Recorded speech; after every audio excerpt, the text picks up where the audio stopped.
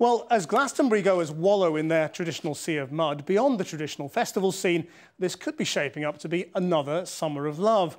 Nostalgic clubbers have eagerly proclaimed the return of the rave and the trance-like form of music associated with rave culture. But it's not just an echo of the past. As our culture editor Matthew Kane reports, a new generation, many of whom weren't even born at the time, are embracing the look and attitude of that late 80s subculture for the first time. And we must warn you, if you're likely to be affected, this report contains strobe lighting from the beginning. This might look like a scene from 1991. In fact, it happened this weekend, because rave is back. Rave first took off in Britain at the end of the 1980s. News of a one-off event would spread via word of mouth, and ravers would meet in car parks before travelling in convoy to the destination, typically a field or an empty warehouse.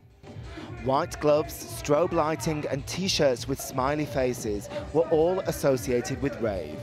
But it was also associated with drug taking, primarily ecstasy and acid. And as a result, the government passed the Criminal Justice Act to ban raves. But now, rave is making a comeback. And as with many cultural revivals, this comeback is partly fueled by nostalgia.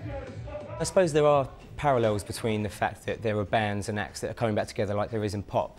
But I suppose it's just how music's always seen. There's a certain reciprocal nature in people looking back at how things were and remembering how good times used to be. Later this year, the film Weekender, set against the backdrop of the rave scene of 1990, will be released in cinemas. And DJs and producers Chase and Status have just had a major hit with this song, Blind Faith.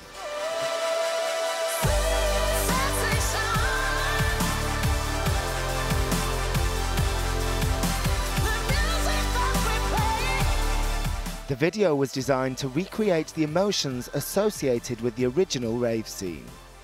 A lot of people, when they first went to a rave, or might have ingested a pill or something, and suddenly had this like epiphany, like, this is me, this is what I want to do. Like, that's fundamentally why I'm sitting here now, to be honest. And you just have that feeling again, like belonging. But as you might be able to tell from the crowd behind me, the recent rebirth of rave isn't fueled by nostalgia alone. As well as the original rave generation, a whole new generation is discovering the sound and spirit of rave for the first time. How would you sum up the spirit of the rave scene? Happy and lively. It's just free, you know, you can just dance and just be yourself and not worry about what other people think, and it's all about letting the music take you to where you want to go. The last time rave was popular, a Tory government was in power and there were violent protests on the streets. It's a parallel that isn't lost on Chase and Status. It might not be coincidental that during sort of quite a bleak economic period, Very true.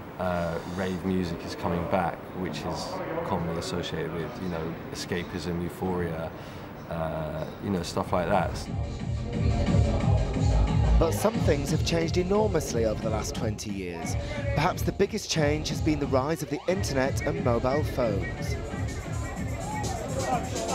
Together, they make it practically impossible to keep the whereabouts of a one-off rave secret, and therefore equally impossible to recreate the feeling amongst ravers of being in a special, privileged group. Today's ravers have to make do with regular rave-themed nights in clubs like this. Matthew Kane, Channel 4 News in South London. And you can read more about Glastonbury and debate whether sets like Beyoncé show it's strayed too far from its roots on our website, channel4.com/news.